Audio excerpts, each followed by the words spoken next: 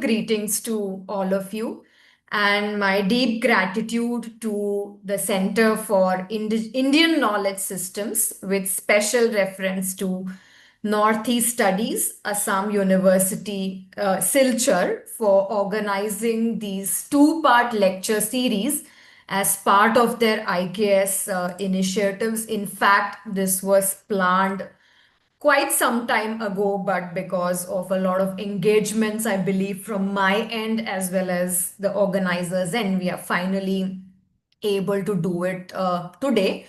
I would like to extend my gratitude to the patron of this webinar series, Professor Ganga Bhushan Molankal, the director of CIKS at Assam University. Respected chairperson for this session, Dr. Saugata Nath, Sir, HOD Department of English at Assam University, and the coordinator of this webinar series, Dr. Munmun Chakrabarti Madam from Department of Philosophy. And I'm very pleased to know that there is a dedicated center for Indian knowledge systems at your university. And I particularly noted that you are focusing on Northeastern studies. So, my best wishes to your team for these endeavors. As I understand, this is a two-part lecture series. So, today we will be focusing on getting a broad overview of Bharatiya storytelling traditions, and tomorrow I will be focusing on a particular oral storytelling tradition from the central eastern belt of Gujarat, which is based on the recent fieldwork that I accomplished with my own theatre professor, Shri P.S. Chari. I'm also very, very happy to have two of my esteemed colleagues and friends in this webinar, Ms. Zelam Tambe. She is a professional storyteller and a theater person herself, and I have worked extensively with her. And I'm also pleased to see Chitralekha Agarwalji, who is also from Media and Communication Studies. She's also a former assistant professor at the Delhi School of Journalism, herself very, very prolific. So thanks to every one of you for joining, but special thanks to both of you for joining. So let me start my screen sharing. And as I told all of you, I'm using Zoom after quite a long time. So if there are any hiccups, please bear with me. So, Dr. Munmun, you can let me know if my screen is visible. Yeah, it is visible. It is visible. Great. So today we are going to focus on getting a broad overview of Bharatiya or Indic storytelling traditions. And this is a very generic, holistic, all-encompassing overview because in the recent past, especially in the last 1.5 year, I've also had the privilege of deep diving into our indigenous storytelling traditions, more specifically into the storytelling traditions of my own home state of Gujarat. So, in this particular presentation, in this particular presentation, in the next 50 to 60 minutes, I will take all of you through a little bit of why we are doing IKS and what are some distinguishing attributes of Bharat's knowledge repository, Bharat's civilizational knowledge system. Then we will be speaking about why stories are significant to IKS because this is a session dedicated and devoted to storytelling. I will also take you through some global folklore traditions, just a glimpse, just an overview.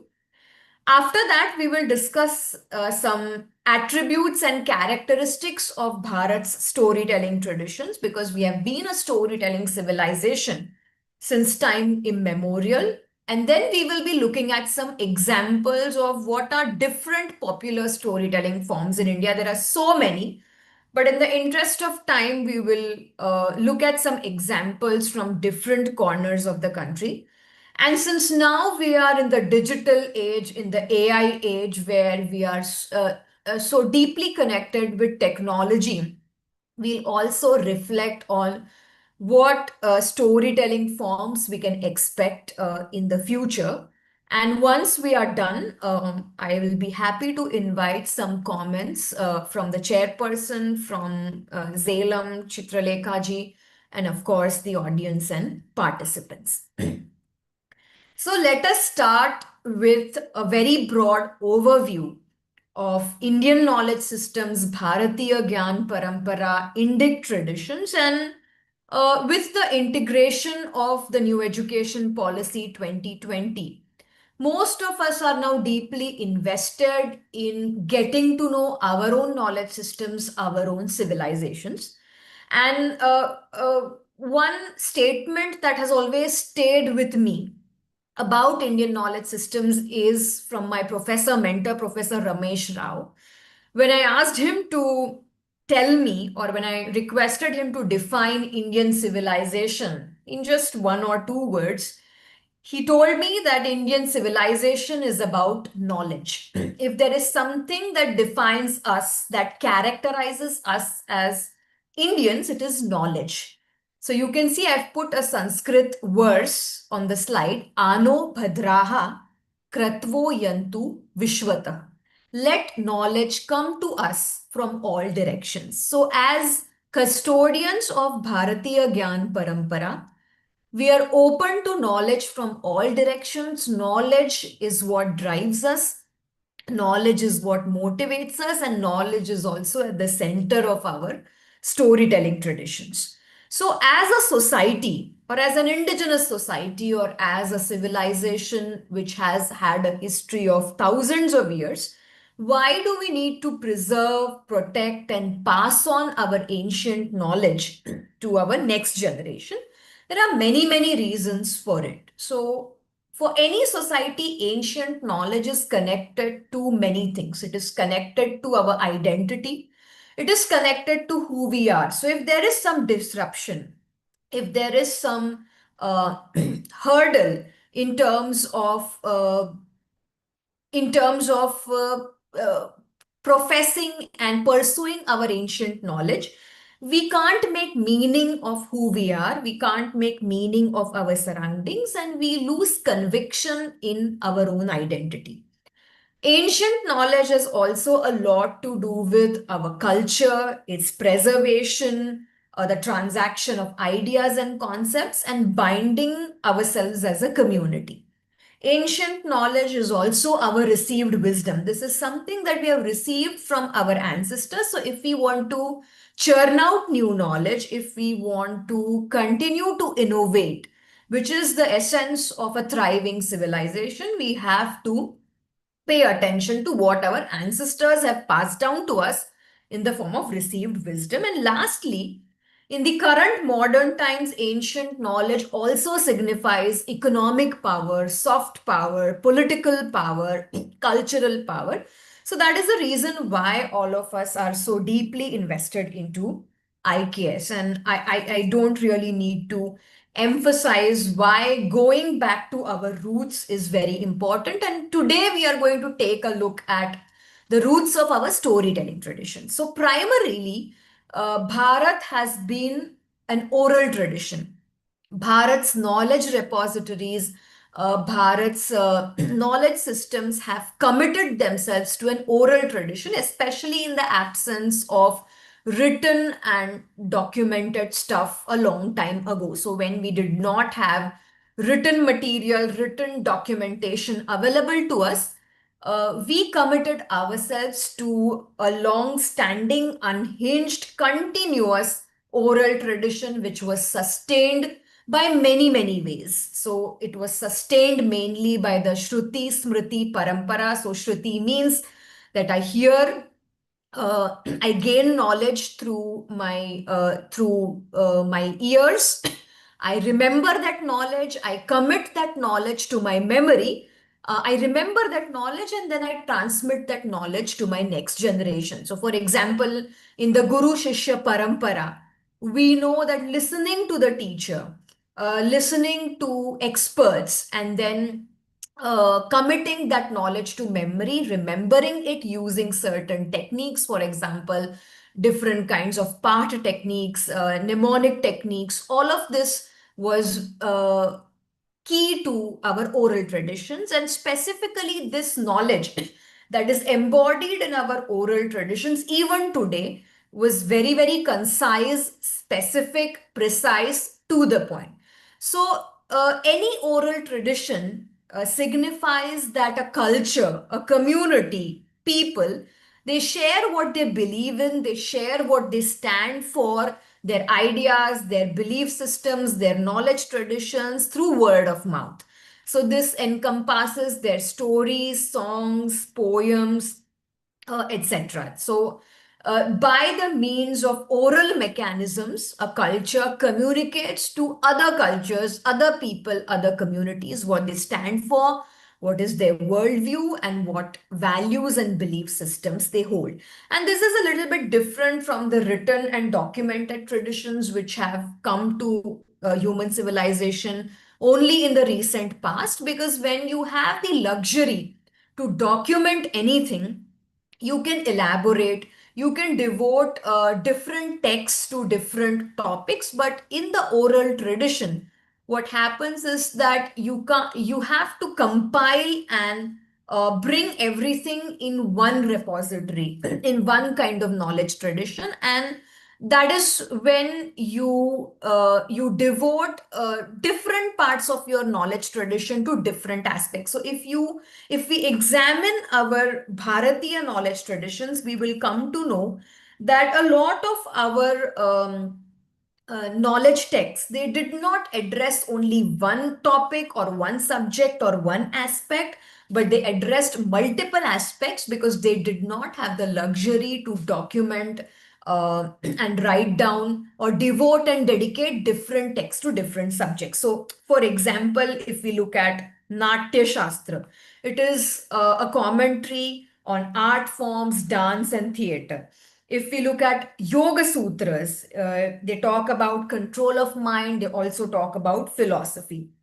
If we speak of Sankhya Darshan, our Shad Darshans, one of our Shad Darshans, it talks about philosophy, but it also talks about psychology. If we talk about Sulba Sutras, where the core subject of discussion is mathematics, they're also talking about dharmic living, ethical living, moral living, etc.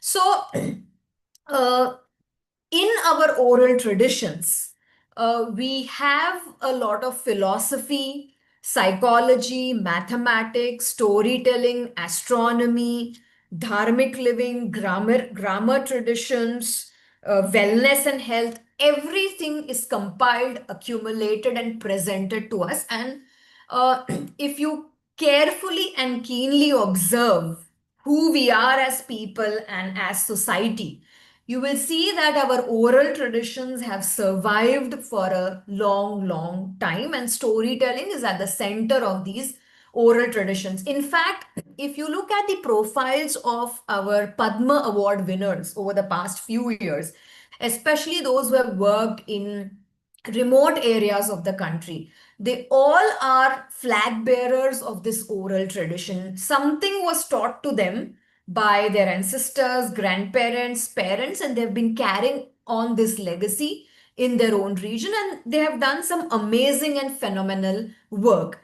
If you, for example, look at our tradition of 64 kalas, Chausat kalas, which embodies a lot of life skills, food habits, traditions, art practices, health practices.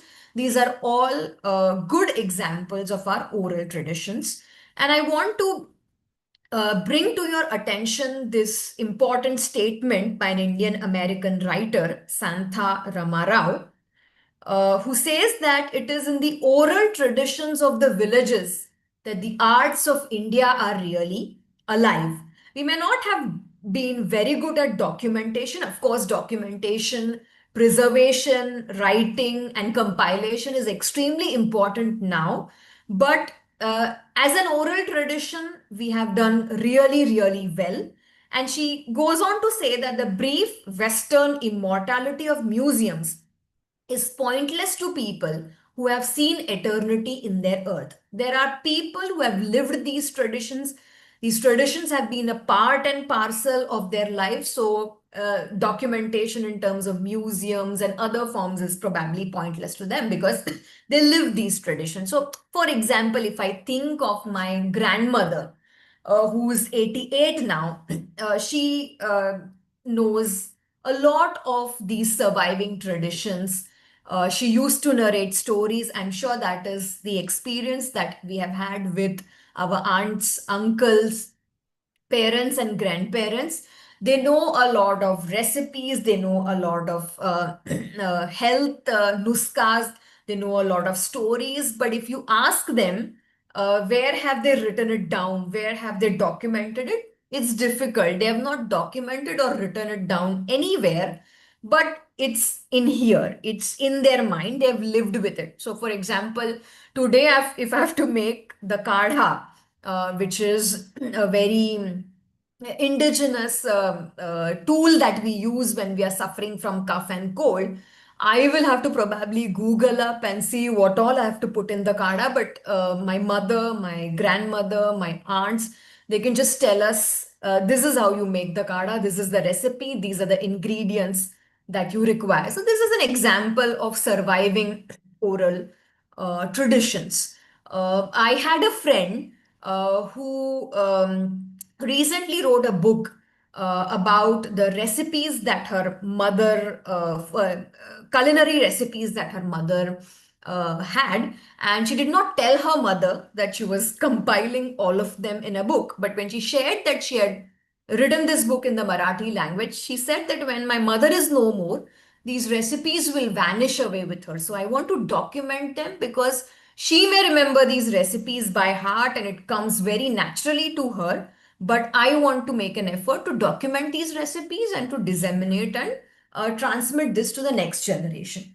So now we come to the Indian tradition of storytelling, which in one of the very important works on storytellers and the tradition of storytelling in India, a scholar from the Indian Institute of Advanced Studies, Shimla, says that the Indian tradition of storytelling can be traced back to at least the second century BCE. We don't want to go back to timelines and historical dating mechanisms, but it is a very ancient tradition.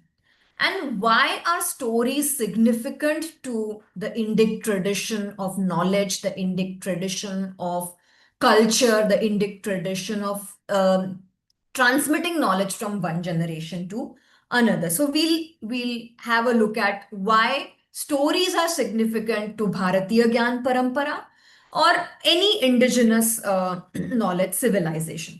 So basically, when we look at stories, stories are cultural products, they are cultural artifacts.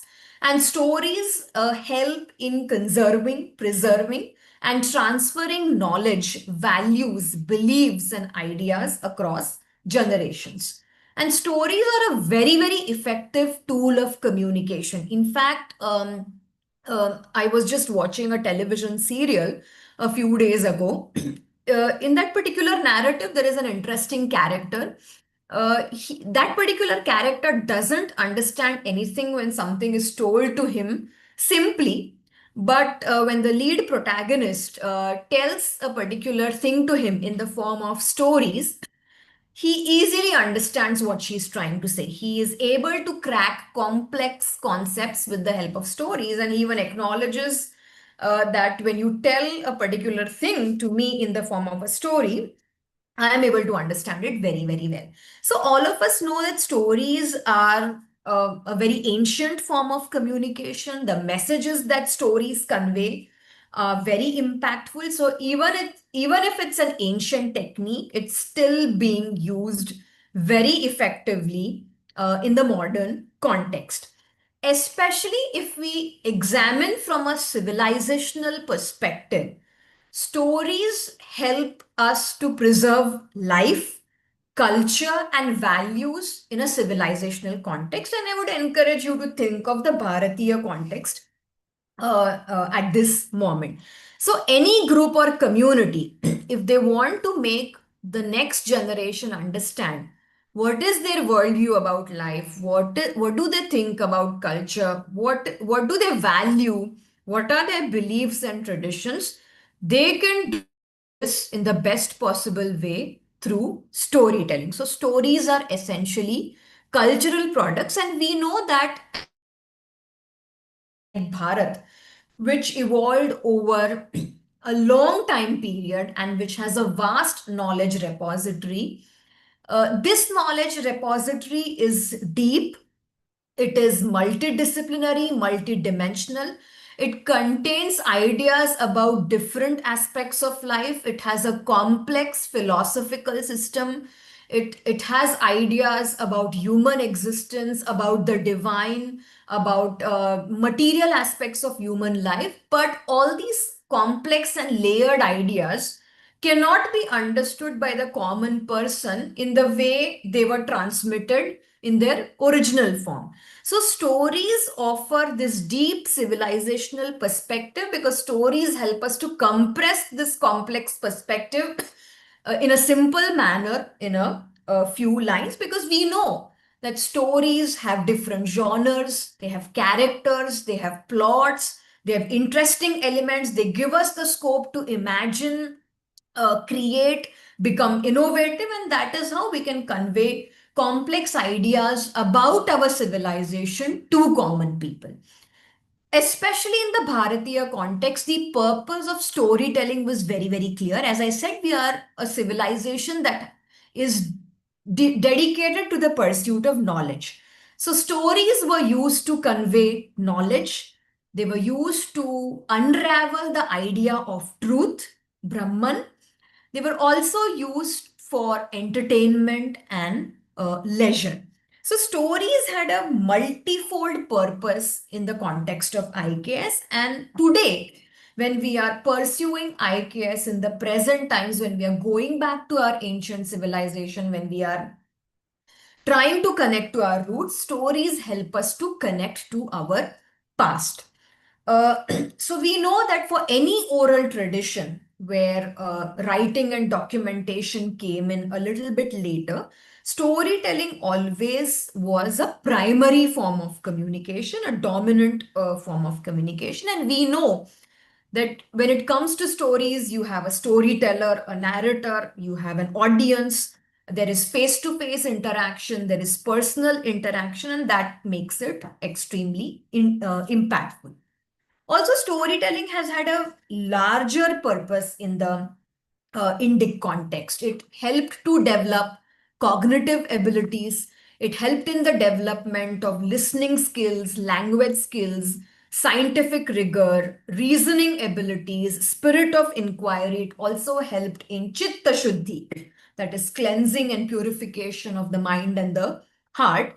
And in the context of IKS, stories exposed people to multitudes of perspective because these stories were connected to their daily lives. They were connected to their day-to-day living, and they also helped in the transfer of knowledge and belief systems. So in that sense, stories are extremely important, not just in the Indic context, but in the context of all indigenous civilizations. So here you can see, and when we kind of move towards the closure of the session, I will try and demonstrate some videos which convey how storytelling is still impactful. So, if some of you have the opportunity to watch this TV series, Upanishad Ganga, produced by Chinmaya Mission, about a couple of episodes, I think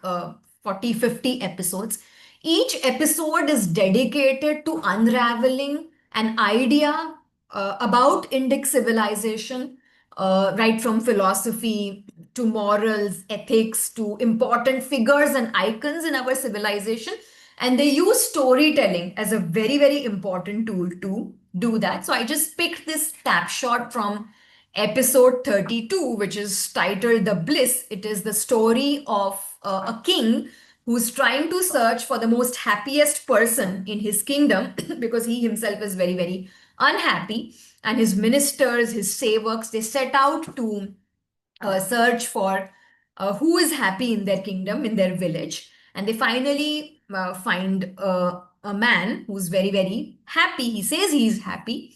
And this is the idea of happiness, the idea of what brings happiness to us is conveyed in the form of a story.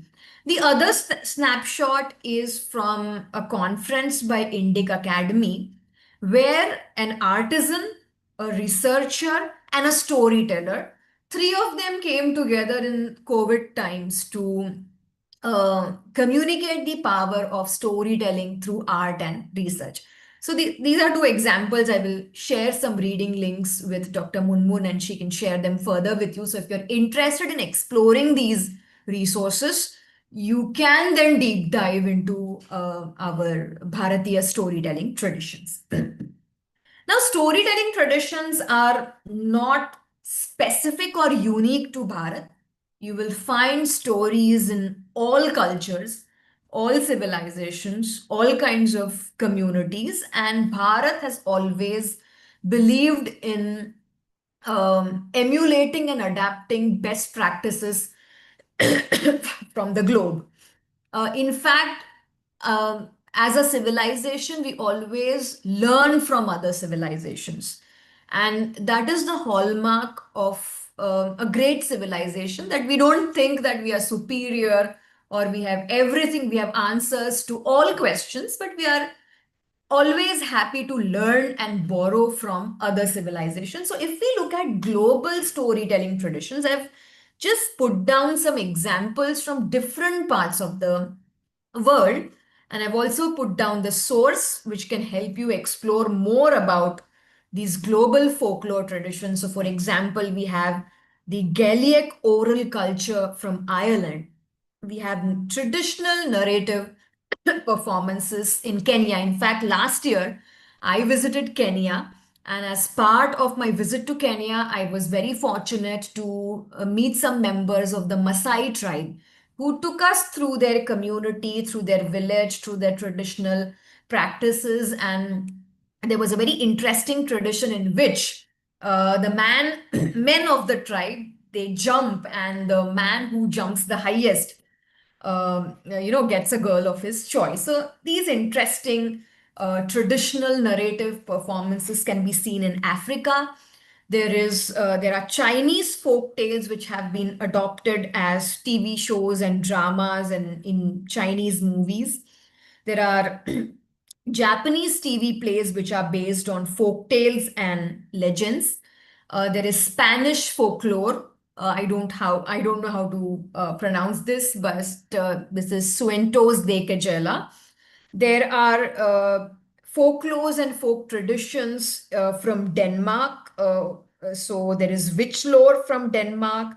There is pistachio legend from Peru, Latin America. There are Welsh folk narratives where stories about fairies, devils, witches, wise men, ghosts, animals. You see this, there are so many similarities that we share with global folklore traditions. There is also a tradition of storytelling in China, Yangzhou. Uh, from Iran, we have Shahnameh and Mullah Nasruddin's stories. From Estonia, we have Runo songs. From Hungary, we have a very interesting tradition which is called the Matthias folklore tradition.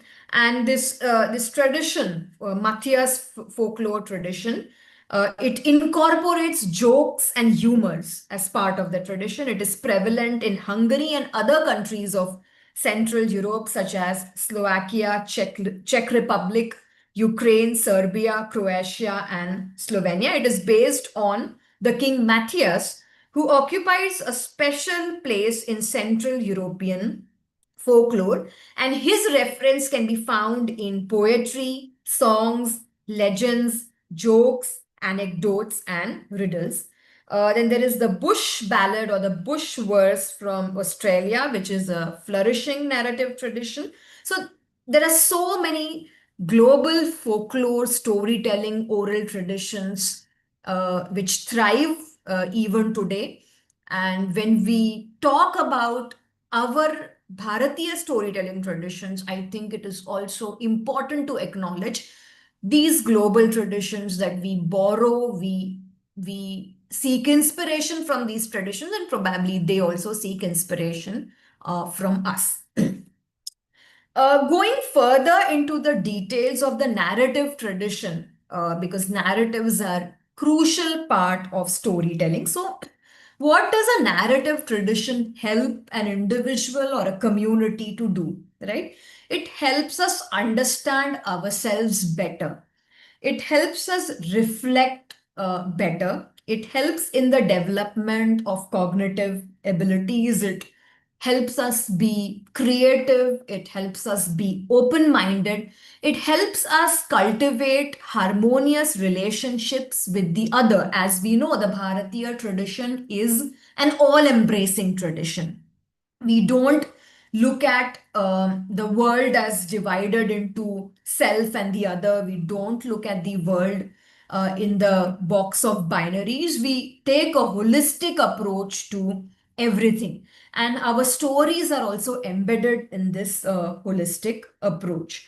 So, the narrative tradition, which is embedded in our stories, it allows us to gain knowledge through two techniques: the Shabda Praman, which is what you find in scriptures, you take it as authoritative word, or the verbal testimony, which means that any expert of the tradition, anybody who is an authority on the subject, you believe what they say, and you listen to their teachings and you learn from them. So knowledge becomes a community enterprise, and stories also become community enterprises when we look at the role of the listener.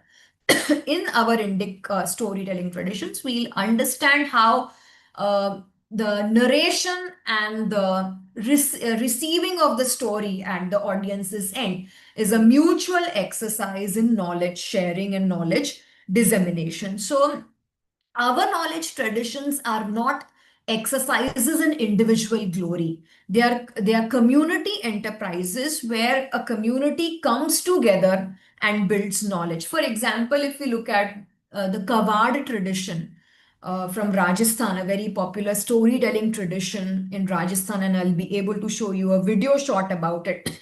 The three important people: the one who builds the storytelling tool, the one who narrates the story, and the judgeman who patronizes the storytelling tradition. So, when we are telling stories, this is not an individual exercise in self glory, it's an exercise in community bonding. It's an exercise in building knowledge, values, and traditions by coming together. So, I may have a story and you may build up on it, and so we become a part of that larger, continuous tradition of storytelling. In the Indic tradition, stories are told with a larger purpose. They are not just told with the purpose of entertainment or leisure, they're told with a larger purpose of knowledge, of unraveling the truth, of connecting with the self, and also appreciating nature and what it has given us. Also, in our storytelling traditions, we emphasize on three means of acquiring knowledge on any subject. First is Shravana, which is listening. Second is Manana, that is reflecting on the listening, repeating it. So, for example, if you visit a traditional Gurukul, you will see that the Shishyas or the students are, repeating verses, shlokas, mantras, hymns. This is not rote learning. There is a lot of science and understanding behind it. So you listen, you repeat and reflect, and then you also meditate on the teachings that you have acquired through these stories. So Shravana, Manana, and Nididhyasana.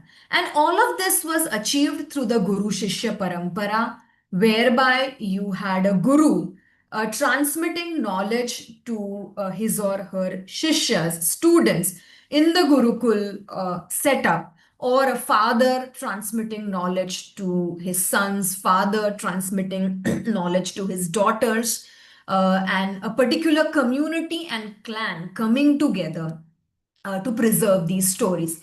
In fact, yesterday while I was scrolling Instagram, I came across the story of Bhaskaracharya, the well-known mathematician, and his daughter Lilavati. And we know that Lilavati is a very well-known treatise from the Indic tradition on mathematics.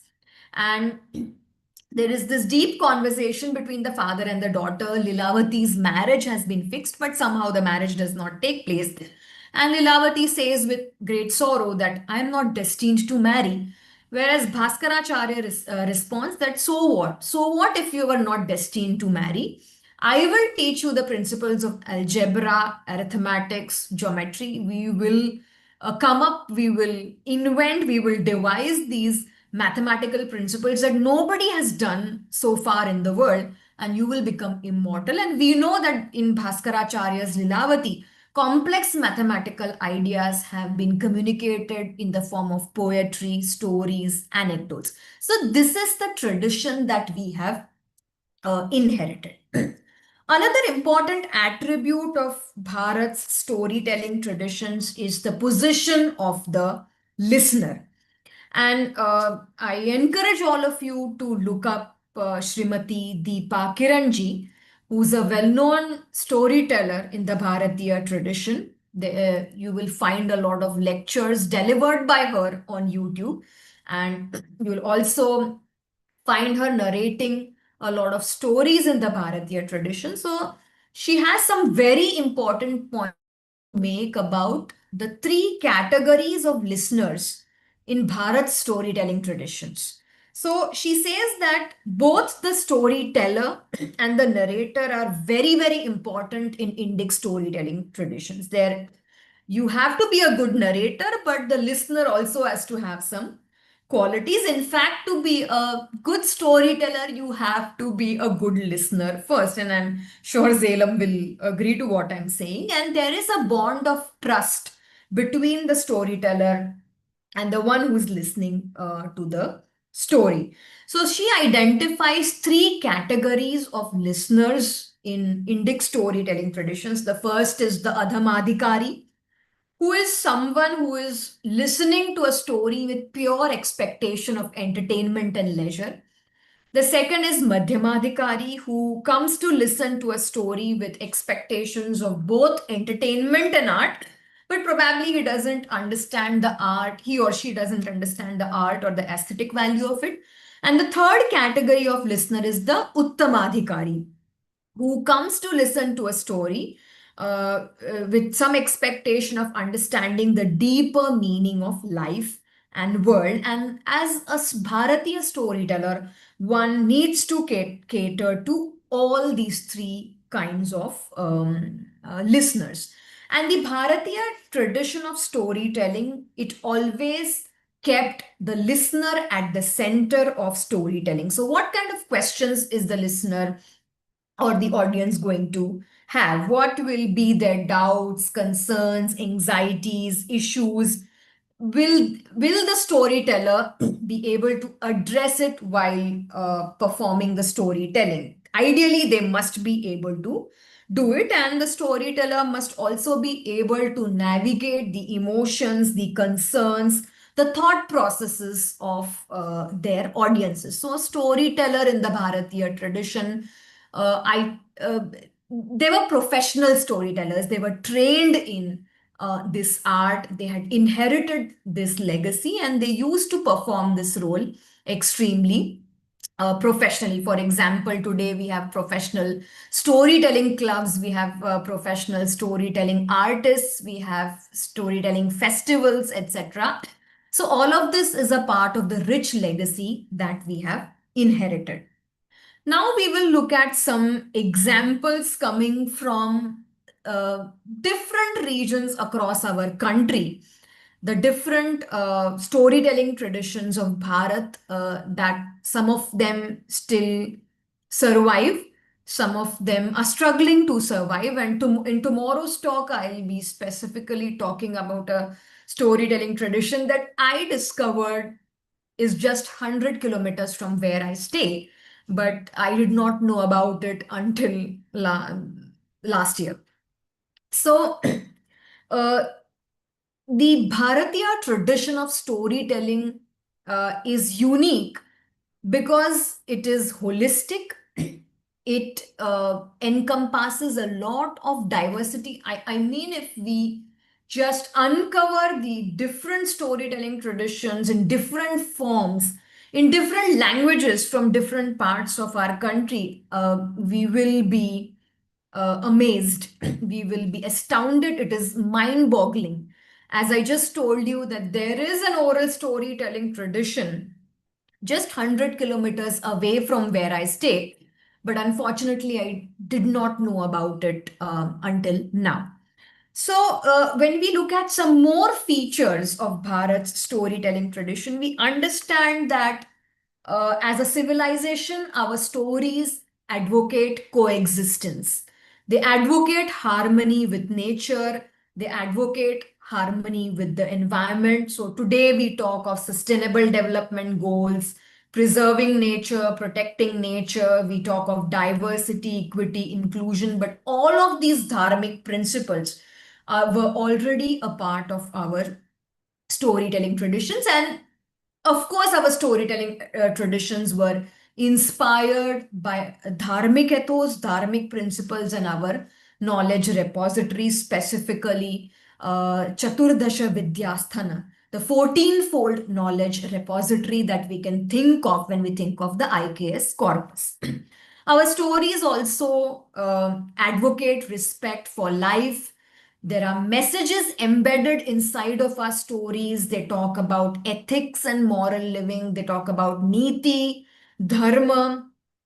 They talk about the right thing to do. And we know dharma is not equivalent to religion. We know dharma means the right thing to do, or dharma means discharging your duty.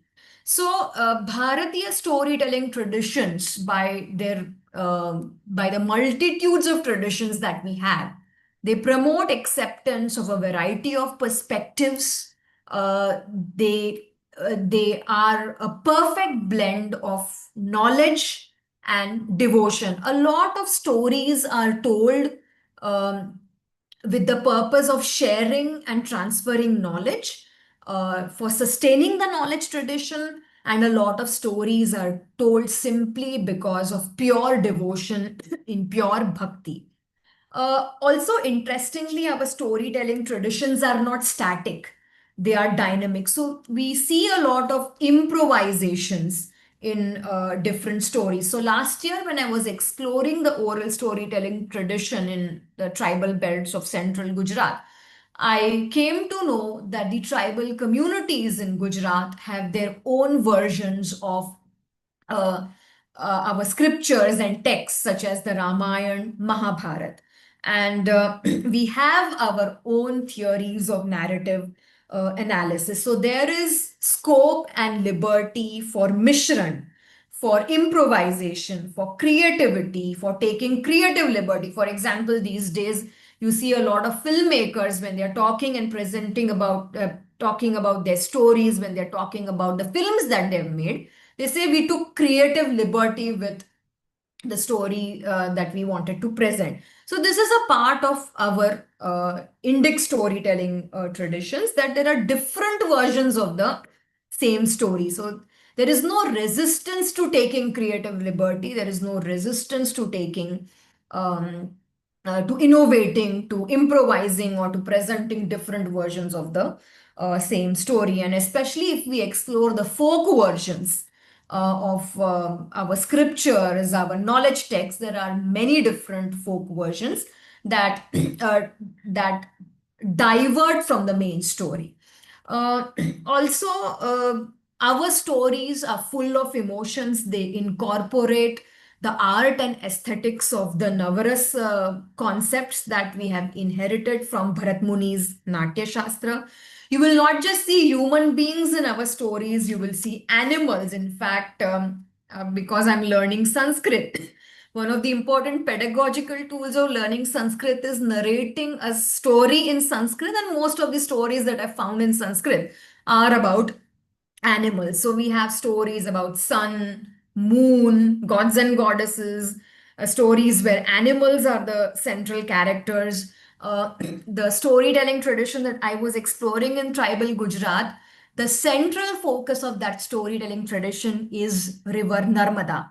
Narmada is personified. She is a living entity for the tribals of central eastern Gujarat. So, creatures apart from human beings occupy a pivotal central place in Bharat's storytelling traditions. And this tells us that as a culture, as a civilization, as a knowledge tradition, we've always respected nature.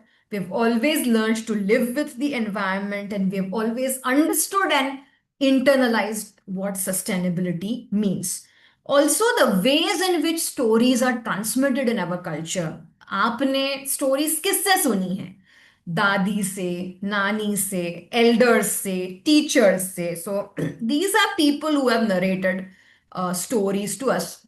Just a very interesting example, there is an elderly person who visits my locality and he sells vegetable puff. I don't think he is highly educated. He's a simple, common person selling vegetable puff for his living. When he's selling this food item, he's narrating a story, and of course, in Gujarati. And in this story, he talks about he's trying to attract people to come out of their house and buy this food item. So when he enters our locality, in a musical tone, he narrates a story in Gujarati. It is very rhythmic, it is very, very structured.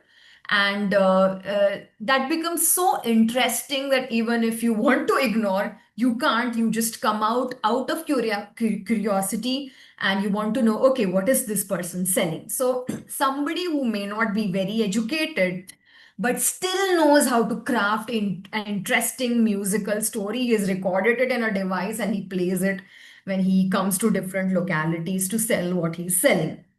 So, this is a great example of what I observed how internalized and imbibed storytelling is inside of us as Indians. So, we have heard stories from our families, we have heard stories in communities. पहले लोग films कैसे देखते थे साथ में बैठकर films देखते थे when we used as kids when we used to watch serials like Ramayana and Mahabharata, it was a collective viewing experience. So, storytelling has also strengthened family bonds, community bonds. It has inculcated Indic principles, for example, dharma, adharma, vivek, purushartha, and so many others in young children through storytelling. So, family and community bonding is also achieved through Indic storytelling traditions. And the best way to convey these complex concepts, not everyone will be interested in understanding these philosophical concepts the way they are.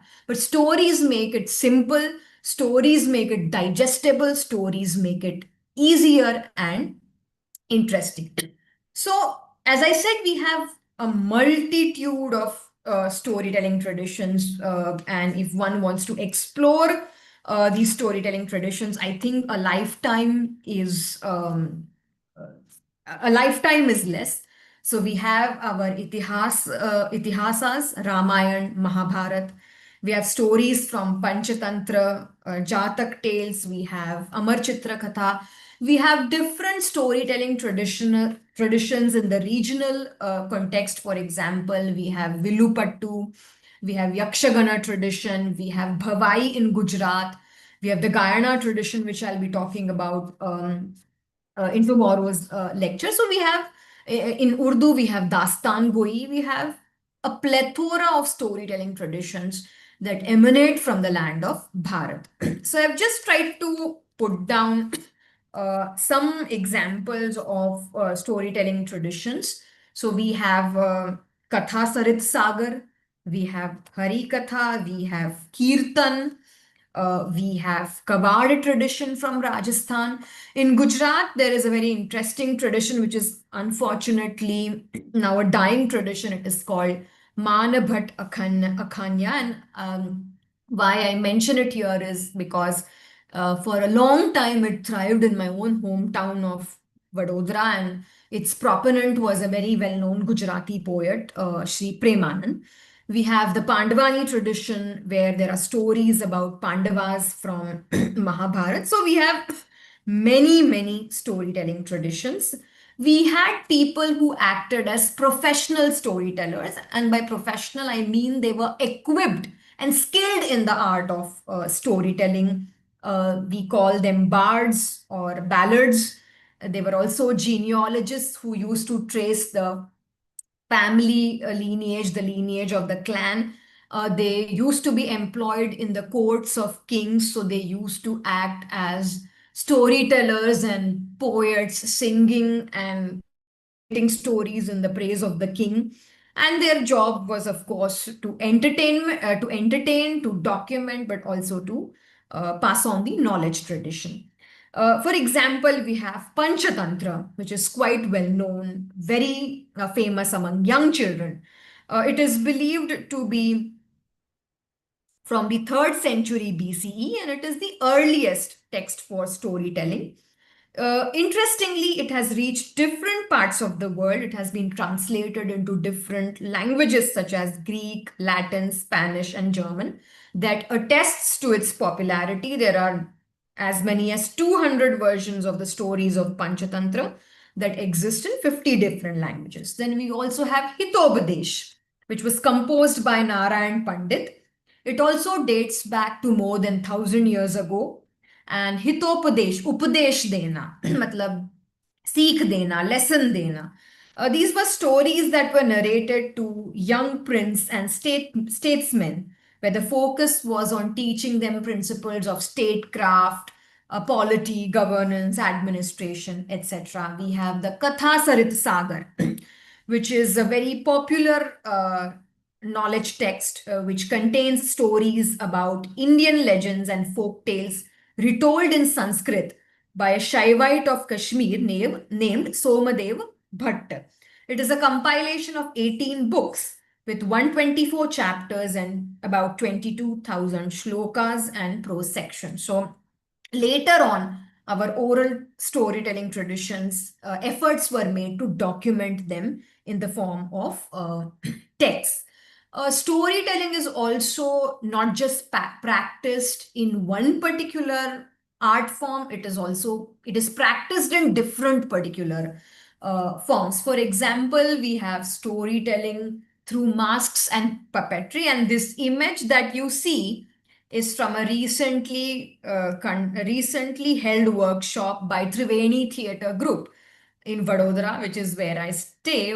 Our theatre professor, Shri P.S. Chari sir, he recently conducted a workshop on maskology, that is storytelling through masks for both young kids and adults. So you can see a young kid is donning a mask, and the workshop trained kids and adults in storytelling through masks and creative expression through different kinds of masks.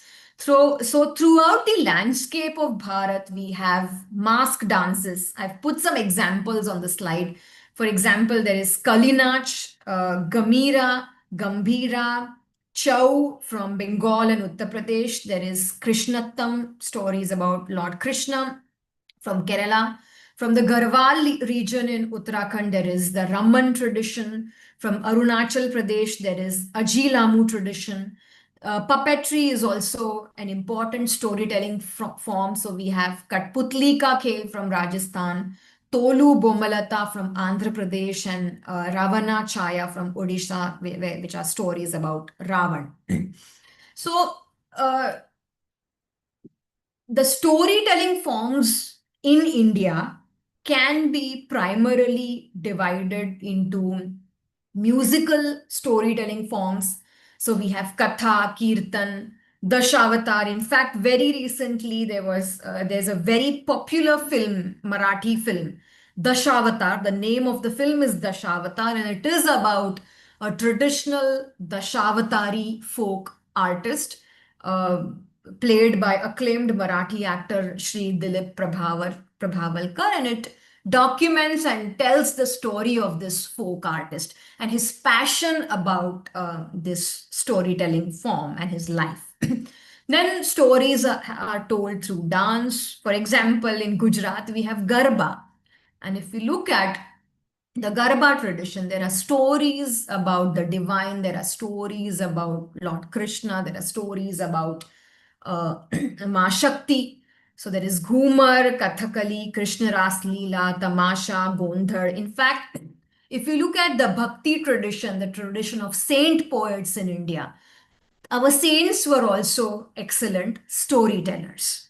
Stories are also told through paintings, sculpture, architecture. So you visit any temple, any monument, any ancient structure in India, it is but natural that you will find that the attempt is being made to tell stories. So cave paintings, stone architecture, temple architecture, wall paintings, temple carvings, all of these are full of stories. In my visit to Hampi in Karnataka and the Sun Temple in Modhera in North Gujarat, just a glance at the architecture of these ancient civilizational remnants will tell you that stories are staring in your face. So, stories are not just told in the conventional way, they're told through music, through dance, through paintings. In fact, Rangoli, for example, in West Bengal, I believe you have the Alpana tradition. In Maharashtra, also, there are various Rangoli traditions, and all of these traditions are trying to communicate some or the other form of stories. Today, in the modern time, we narrating stories through technology. So we have graphic art, we have memes, we have social media content, we have visual tools, we have micro tales, we have Instagram reels. So we have infused technology in our storytelling traditions. And in fact, one of my colleagues, PhD student, is doing some very interesting work on the integration of digital technology in the storytelling traditions from Chhattisgarh. So she's trying to understand how the folk storytellers from Chhattisgarh state are using technology in their storytelling endeavors. So uh, discovering the many storytelling traditions of India, it's an exercise in itself, and I've just listed down some from the vast landscape of India. So we have Purana Pravachan, we have Katha Kathan. From Tamil Nadu, we have Vilupattu. From Karnataka, we have Yakshagana. From Tamil Nadu, again, we have Kathayum Pattum and Kolam. We have Aripan from Bihar. We have dialogues in the Vedic texts. All our itihasas, Ramayana, Mahabharata, Puranic traditions are full of stories. The dialogues between intellectuals, dialogue between acharyas, the guru shishya dialogue, dialogues between father son, mother daughter, all of these dialogues are stories in essence. We have the Vishwamitra and River Satodri dialogue. We have dialogue between Narad and Sanat Kumar. So, dialogic traditions also embody stories.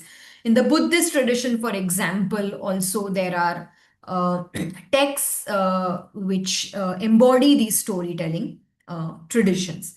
And also, it is interesting how serious and sincere storytelling efforts were in Bharat. In fact, I found a very interesting reference where there were some qualities and characteristics that were laid down.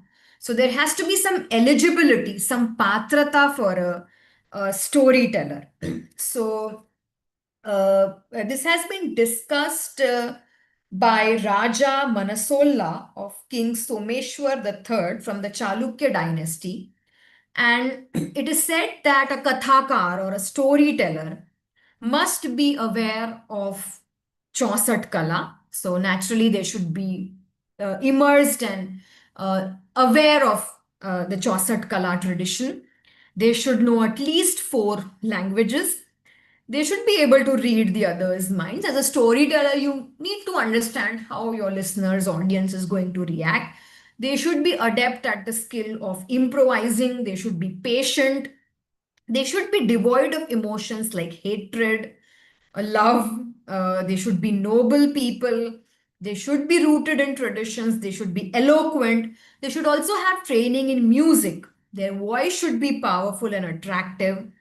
They must have expertise in shastric knowledge. So these were some qualifiers and um, characteristics that were required in the in the storytellers of the past.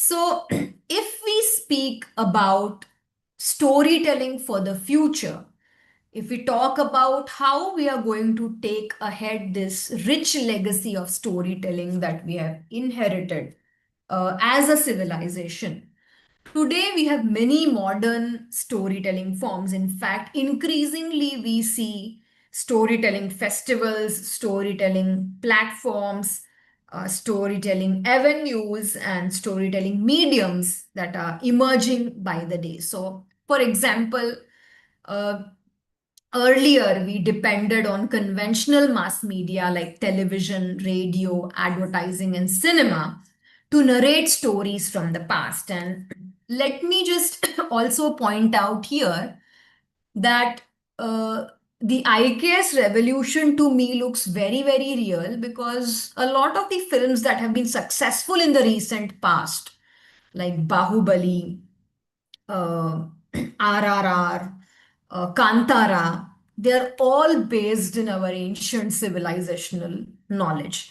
And filmmakers and storytellers today are realizing that they need to retell these stories from the past using modern mass media. In fact, there are the two-part Ramayan series which stars popular Bollywood actors going to be released in 2026 and 2027. So we are still dependent on past stories to capture audience imagination.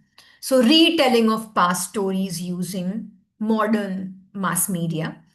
Today, we have digital storytelling through the internet. Anybody who's on the internet, on social media, knows that they have to tell a story, uh, be it podcasts, be it Instagram, graphic tools, AI tools, reels, etc. So we can think of our ancient storytellers as present day influencers. They were the influencers of their time.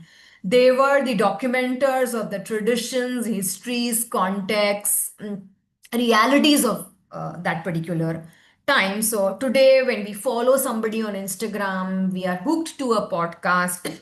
When we want to upload something on the internet, we are mindful as creators that we need to tell a compelling story. We need to tell a powerful story to keep our audiences hooked to what we are trying to convey. So storytelling pervades all mediums. Storytelling is crucial in news, crucial in cinema, crucial in advertising, crucial even in the classroom now. So storytelling is everywhere. And as I reinforced throughout the presentation, as Bharatiyas who have inherited this rich storytelling legacy, we are naturally prone and naturally inclined to tell and listen to stories. In today's times, you will also realize that storytelling festivals, gatherings, events, open mics, literature festivals where stories are told, shared, are very, very popular at a mass scale. And storytelling is also being revolutionized using AI tools. So, the moment you bring in the AI element, it can enhance characters from the past. It can bring characters from the past alive. It can give a very new kind of a vision and outlook to an old story. And I know that despite living in contemporary times, most of us still have some nostalgia for stories from the past. So, for example, I still read Kanhaialal Munshi, one of Gujarat's most well-known prolific storyteller, who's written about Gujarat's history, landscape, politics, society, culture, using effective storytelling. Somebody would like to read Munshi Premchand, or if you are in Assam, you will have storytellers from Assam. We had S.L. Bhairappa, very influential, well known, prolific storyteller from Karnataka. So, uh, these storytellers writing in different mediums, telling stories through different mediums, they still create some nostalgia for us even today, which tells us that storytelling is here to stay. It's not going anywhere. In fact, it's becoming all the more important, and to take us back to our civilizational roots, to take us back to who we are, to take us back to probably what we have lost over a long period of time because of modernization, technology, globalization, Western education.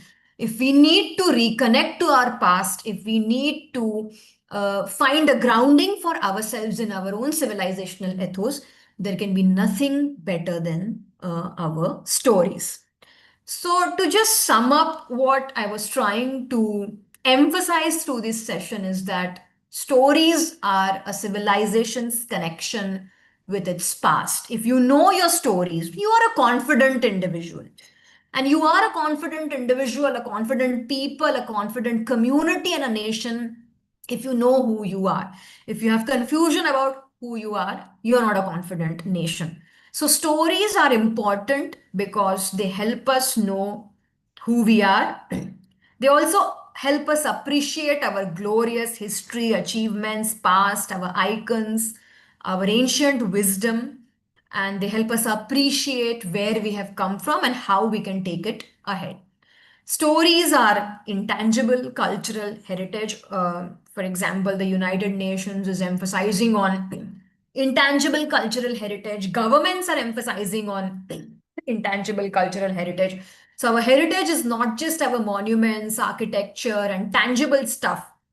Our knowledge traditions, the skills that we have inherited from our ancestors, our practices, our expression as a civilization, the different ways in which we express ourselves through music, dance, and different performance and creative arts.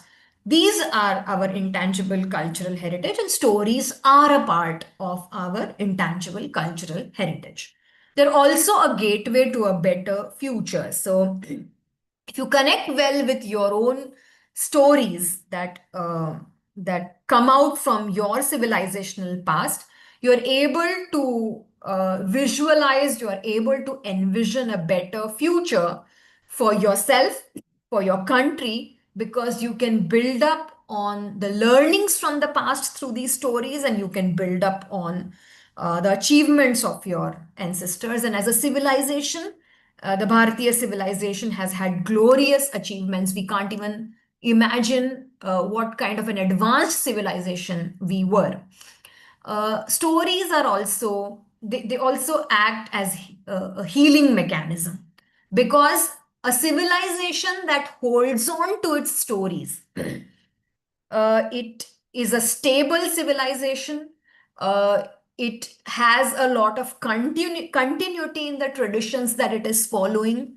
And with continuity and with appreciation of the past, we have stability, we have cultural rootedness, we have sensibilities, we appreciate our surroundings, we appreciate other civilizations also, and we remain rooted in past wisdom, and we look forward to the future with lot of positivity, lot of hope in a collective sense, because Bharatiya civilization has always been about collective ideals, collective vision, and collective achievement. So, stories help us connect with the past, offer us a vision to the future, help us preserve our intangible heritage, and heal us as people.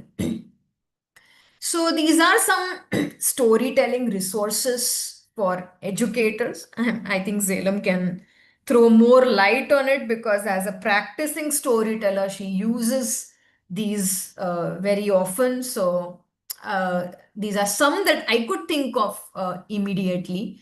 So there is a Sutradhar app. These are two techies, engineers who have built this app, and they are doing some wonderful work in bringing out stories from ancient India using modern technology. Then, if you know about Prachyam, which is an Indic OTT platform, they're also doing some amazing work on Indic storytelling. Pratham Books also does some amazing stuff on storytelling and storyboard that it's a platform that teachers and educators can use in their classrooms. These are some references that I used. I particularly would recommend that all of us read this particular research study by Chandra, Storytellers and Tradition of Storytelling in India. It's an excellent compilation of various kinds of storytelling traditions from Bharat. You can also look at this particular reference, Indian Value System and Ethics. This is also an important reference. I have a small booklet, Vedanta Through Stories, which is published by Ramakrishna Mutt. And of course, if you know about Sahapedia, which is also a very interesting cultural repository, they have also documented many articles on different storytelling traditions from Bharat. So, thank you so much. I think it is time that we appreciate our storytelling traditions. We tend to appreciate storytelling traditions from different parts of the world, but we have little exposure to our own storytelling traditions. So, sharing our stories, appreciating our storytelling traditions, and acknowledging that all our stories are rooted in wisdom and knowledge that Bharat has to offer to the world. It will mean that we are able to take our storytelling traditions to different parts of the world, to different kinds of audiences. As we appreciate them ourselves, we can also think of exploring either one or two storytelling traditions that are nearer to us. For example, uh, I'm in Gujarat, so it is quite appropriate that I explore storytelling traditions that are closer home.